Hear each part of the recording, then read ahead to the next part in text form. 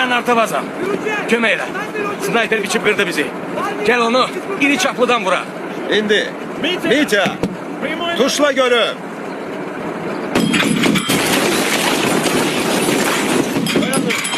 Atmayın. Orada bitirandı. Ona göre çoklu pul almamalı. Necə? Bağırma. Cehenneme ki veterandı. Biz kocalara gülle atırıq. Olsun da. Galiba veterandı. Gör ne kadar adam vurdu. Bağışla saqqal. Belə alındı.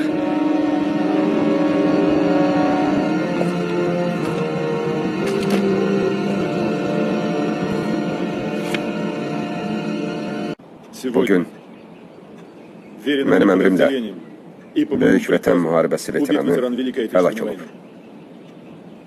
Dayan görüm. Ne veteran?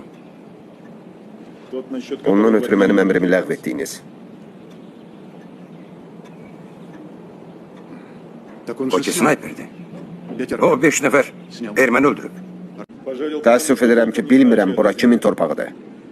Amma mən başqa şeyi bilirəm. Bugün bir qoca qəhrəman kimi həlak olub. Və bu cür yalnız öz torpağı, öz vətəni uğrunda ölürlər. Qəhrəmanın şərəfinə.